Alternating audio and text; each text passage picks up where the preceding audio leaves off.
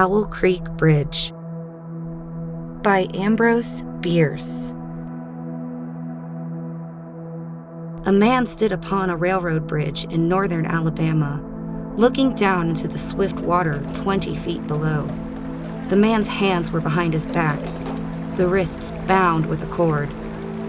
A rope closely encircled his neck. It was attached to a stout cross timber above his head, and the slack fell to the level of his knees. Some loose boards laid upon the ties supporting the rails of the railways supplied a footing for him and his executioners, 2 private soldiers of the Federal Army, directed by a sergeant who in civil life may have been a deputy sheriff. At a short remove upon the same temporary platform was an officer in uniform of his rank, armed. He was a captain. A sentinel at each end of the bridge stood with his rifle in the position known as support.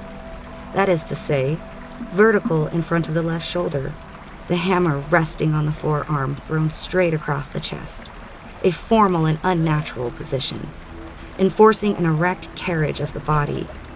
It did not appear to be the duty of these 2 men to know what was occurring at the center of the bridge. They merely blockaded the 2 ends of the foot planking that traversed it. Beyond one of the sentinels, nobody was in sight. The railroad ran straight away into a forest for 100 yards. Then, curving, was lost to view. Doubtless there was an outpost farther along.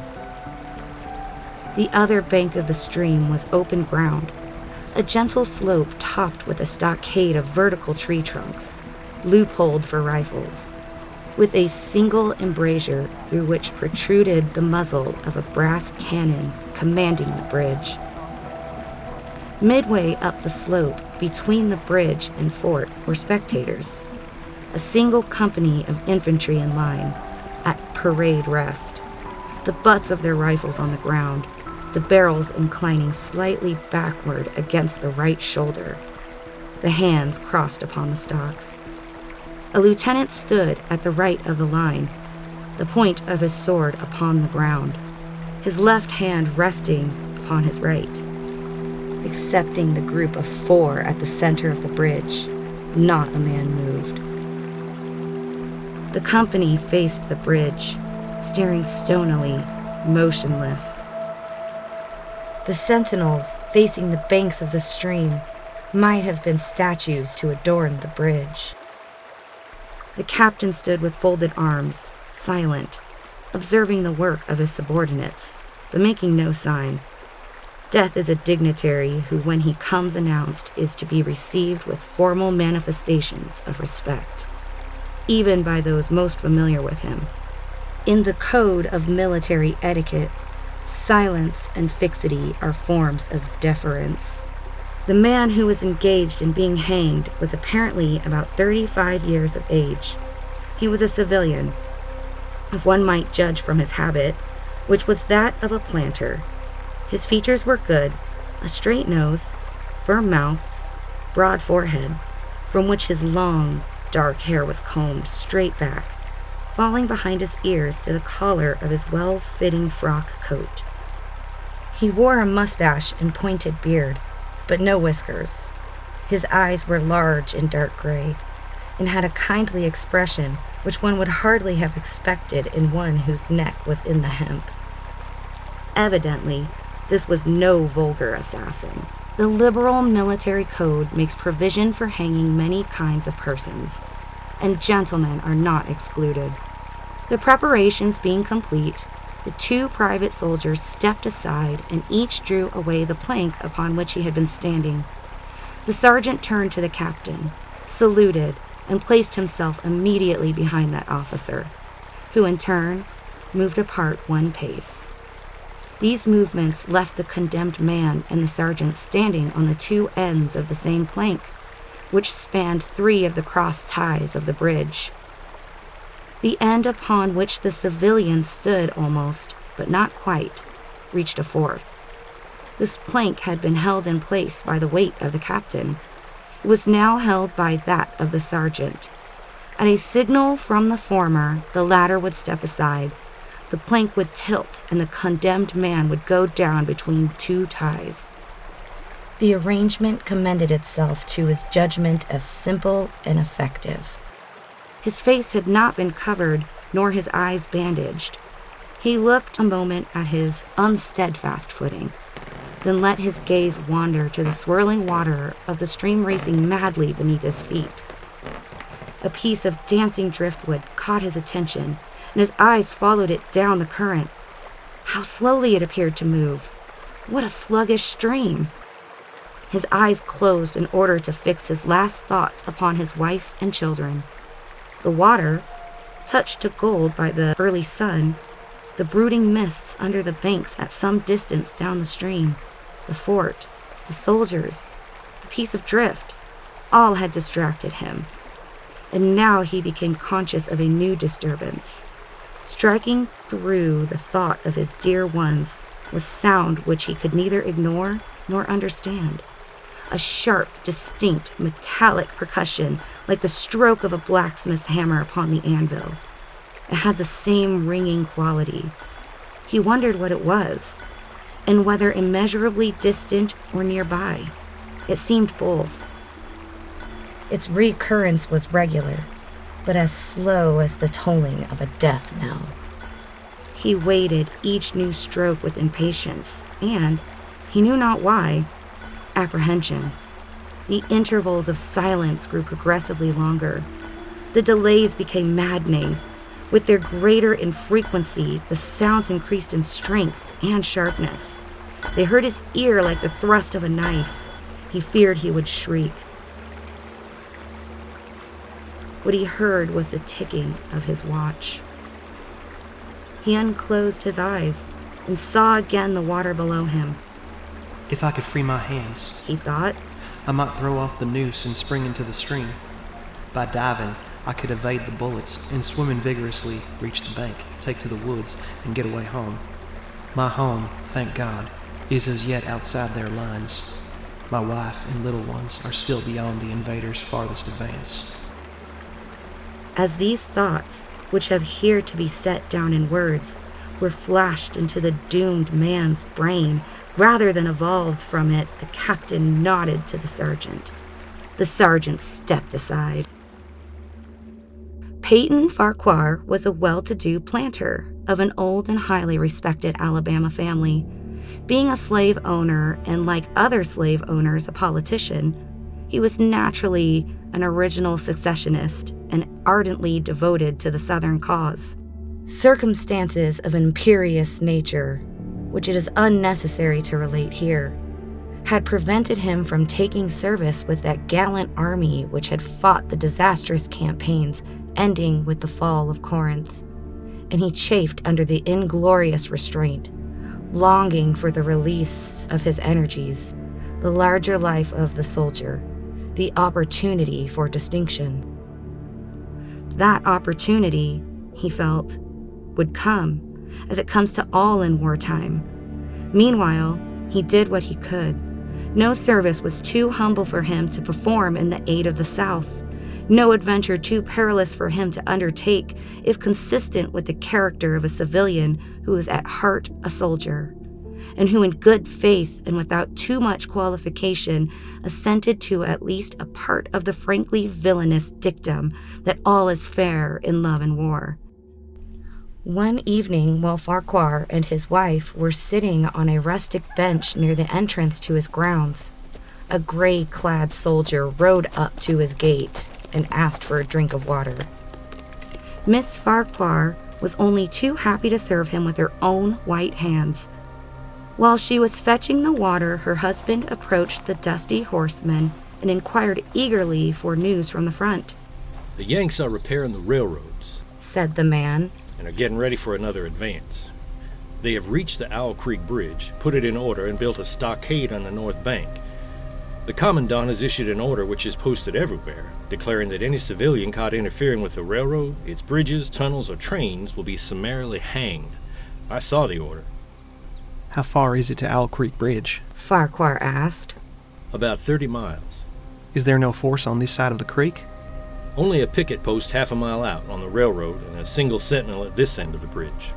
Suppose a man, a civilian and student of hanging, should elude the picket post and perhaps get the better of the sentinel, said Farquhar, smiling. What could he accomplish? The soldier reflected. I was there a month ago, he replied. I observed that the flood of last winter had lodged a great quantity of driftwood against the wooden pier at this end of the bridge. It is now dry and would burn like tinder. The lady had now brought the water, which the soldier drank. He thanked her ceremoniously, bowed to her husband, and rode away. An hour later, after nightfall, he repassed the plantation, going northward in the direction from which he had come. He was a Federal scout.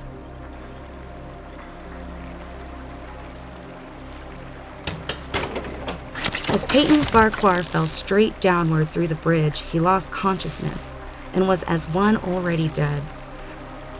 From this state he was awakened, ages later, it seemed to him, by the pain of a sharp pressure upon his throat, followed by a sense of suffocation. Keen, poignant agonies seemed to shoot from his neck downward through every fiber of his body and limbs. These pains appeared to flash along well-defined lines of ramification and to beat with an inconceivably rapid periodicity. They seemed like streams of pulsating fire, heating him to an intolerable temperature. As to his head, he was conscious of nothing but a feeling of fullness, of congestion. These sensations were unaccompanied by thought. The intellectual part of his nature was already effaced. He had power only to feel, and feeling was torment.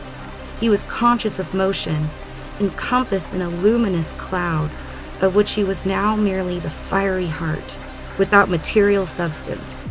He swung through unthinkable arcs of oscillation, like a vast pendulum. Then all at once, with terrible suddenness, the light about him shot upward with the noise of a loud splash. A frightful roaring was in his ears, and all was cold and dark. The power of thought was restored. He knew that the rope had broken, and he had fallen into the stream. There was no additional strangulation. The noose about his neck was already suffocating him and kept the water from his lungs. To die of hanging at the bottom of a river! The idea seemed to him ludicrous. He opened his eyes in the darkness and saw above him a gleam of light. But how distant, how inaccessible! He was still sinking, for the light became fainter and fainter until it was a mere glimmer. Then it began to grow and brighten, and he knew that he was rising toward the surface. Knew it with reluctance, for he was now very comfortable. To be hanged and drowned, he thought. That is not so bad. But I do not wish to be shot. No, I will not be shot. That is not fair. He was not conscious of an effort, but a sharp pain in his wrist apprised him that he was trying to free his hands. He gave the struggle his attention, as an idler might observe the feat of a juggler without interest in the outcome. What splendid effort! What magnificent, what superhuman strength! Ah, that was a fine endeavor! Bravo! The cord fell away. His arms parted and floated upward, the hands dimly seen on each side in the growing light. He watched them with a new interest as first one and then the other pounced upon the noose at his neck. They tore it away and thrust it fiercely aside, its undulations resembling those of a water snake. Put it back, put it back. He thought he shouted these words to his hands, for the undoing of the noose had been succeeded by the direst pang that he had yet experienced. His neck ached horribly. His brain was on fire. His heart, which had been fluttering faintly, gave a great leap, trying to force itself out at his mouth. His whole body was racked and wrenched with an insupportable anguish, but his disobedient hands gave no heed to the command. They beat the water vigorously with quick, downward strokes, forcing him to the surface. He felt his head emerge. His eyes were blinded by the sunlight. His chest expanded convulsively, and with a supreme and crowning agony, his lungs engulfed a great draught of air, which instantly he expelled in a shriek. He was now in full possession of his physical senses. They were, indeed, preternaturally keen and alert. Something in the awful disturbance of his organic system had so exalted and refined them that they made record of things never before perceived. He felt the ripples upon his face and heard their separate sounds as they struck. He looked at the forest on the bank of the stream, saw the individual trees, the leaves, and the veining of each leaf. He saw the very insects upon them, the locusts, the brilliant-bodied flies, the gray spiders stretching their webs from twig to twig.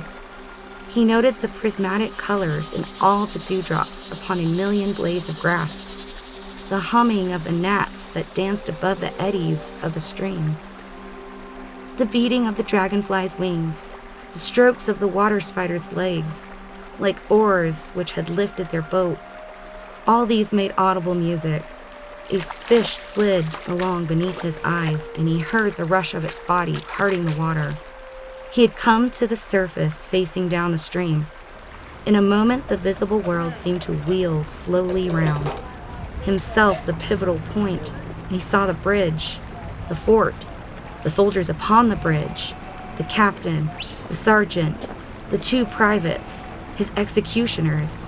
They were in silhouette against the blue sky. They shouted and gesticulated, pointing at him. The captain had drawn his pistol, but did not fire. The others were unarmed. Their movements were grotesque and horrible, their forms gigantic. Suddenly, he heard a sharp report, and something struck the water smartly within a few inches of his head, spattering his face with spray. He heard a second report, and saw one of the sentinels with his rifle at his shoulder, a light cloud of blue smoke rising from the muzzle. The man in the water saw the eye of the man on the bridge gazing into his own through the sights of the rifle.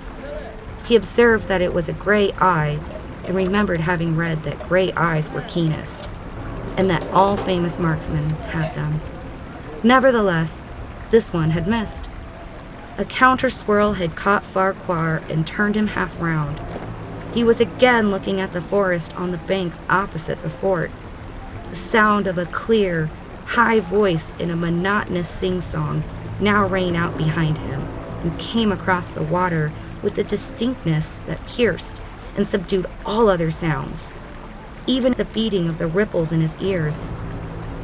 Although no soldier, he had frequented camps enough to know the dread significance of that deliberate, drawling, aspirated chant. The lieutenant on shore was taking a part in the morning's work. How coldly and pitilessly, with what an even, calm intonation, presaging and enforcing tranquility in the men. With what accurately measured interval fell those cruel words. Company!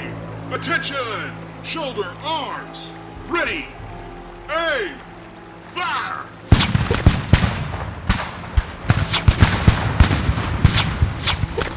Farquhar dived as deeply as he could. The water roared in his ears like the voice of Niagara, yet he heard the dull thunder of the volley, and rising again toward the surface, met shining bits of metal, singularly flattened, oscillating slowly downward. Some of them touched him on the face and hands, then fell away, continuing their descent. One lodged between his collar and neck. It was uncomfortably warm, and he snatched it out. As he rose to the surface, gasping for breath, he saw that he had been a long time underwater. He was perceptibly farther downstream, nearer to safety. The soldiers had almost finished reloading. The metal ramrods flashed all at once in the sunshine as they were drawn from the barrels, turned in the air, and thrust into their sockets. The two sentinels fired again, independently and ineffectually. The hunted man saw all this over his shoulder. He was now swimming vigorously with the current. His brain was as energetic as his arms and legs. He thought with the rapidity of lightning. The officer, He reasoned, will not make that martinet's error a second time. It is as easy to dodge a volley as a single shot. He has probably already given the command to fire at will. God help me, I cannot dodge them all. An appalling splash within 2 yards of him was followed by a loud, rushing sound, which seemed to travel back through the air to the fort and died in an explosion, which stirred the very river to its deeps. A rising sheet of water broke over him, fell down upon him, blinded him, strangled him. The cannon had taken a hand in the game. As he shook his head free from the commotion of the smitten water, he heard the deflected shot humming through the air ahead. And in an instant, it was cracking and smashing the branches in the forest beyond. They will not do that again, he thought. The next time they will use a charge of grape. I must keep my eye upon the gun. The smoke will apprise me. The report arrives too late. It lags behind the missile. That is a good gun. Suddenly, he felt himself whirled round and round, spinning like a top. The water, the banks, the forests, the now distant bridge, fort, and men were all commingled and blurred. Objects were represented by their colors only. Circular, horizontal streaks of color. That was all he saw. He had been caught in a vortex and was being whirled on with a velocity of advance and gyration that made him giddy and sick. In a few moments, he was flung upon the gravel at the foot of the left bank of the stream, the southern bank, and behind a projecting point which concealed him from his enemies. The sudden arrest of his motion, the abrasion of one of his hands on the gravel, restored him, and he wept with delight. He dug his fingers into the sand, threw it over himself in handfuls, and audibly blessed it. It looked like diamonds, rubies, emeralds. He could think of nothing beautiful which it did not resemble. The trees upon the bank were giant garden plants. He noted a definite order in their arrangement, inhaled the fragrance of their blooms. A strange rosette light shone through the spaces among their trunks, and the wind made in their branches the music of aeolian harps. He had no wish to perfect his escape. He was content to remain in that enchanting spot until retaken. A whiz and a rattle of grape shot among the branches high above his head roused him from his dream. The baffled cannoneer had fired him a random farewell. He sprang to his feet, rushed up the sloping bank, and plunged into the forest. All that day he traveled, laying his course by the rounding sun. The forest seemed interminable. Nowhere did he discover a break in it, not even a woodman's road. He had not known that he had lived in so wild a region. There was something uncanny in the revelation. By nightfall he was fatigued, footsore, famished. The thought of his wife and children urged him on. At last he found a road which led him in what he knew to be the right direction. It was as wide and straight as a city street, yet it seemed untraveled. No fields bordered it, no dwelling anywhere. Not so much as the barking of a dog suggested human habitation.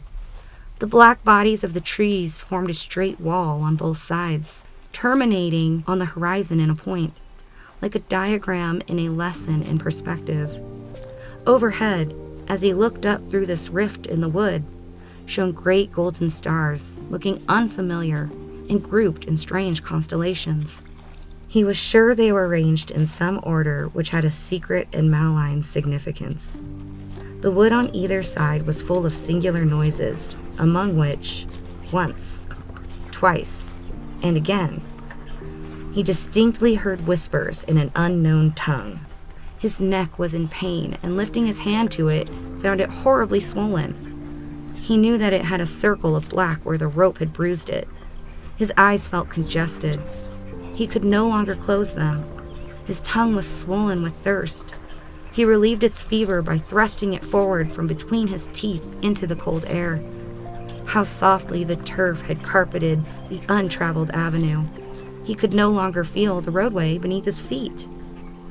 Doubtless, despite his suffering, he had fallen asleep while walking, for now he sees another scene. Perhaps he has merely recovered from a delirium. He stands at the gate of his own home. All is as he left it, and all bright and beautiful in the morning sunshine. He must have traveled the entire night. As he pushes open the gate, and passes up the wide, white walk. He sees a flutter of female garments.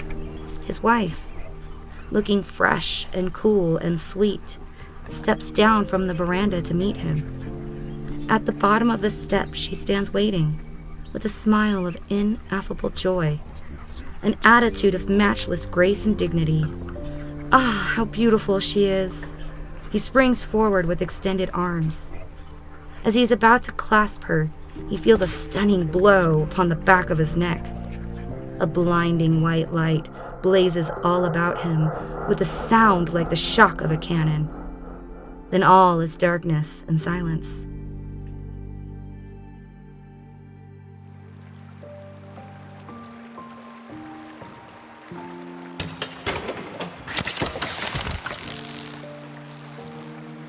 Peyton Farquhar was dead. His body, with a broken neck, swung gently from side to side beneath the timbers of the Owl Creek Bridge.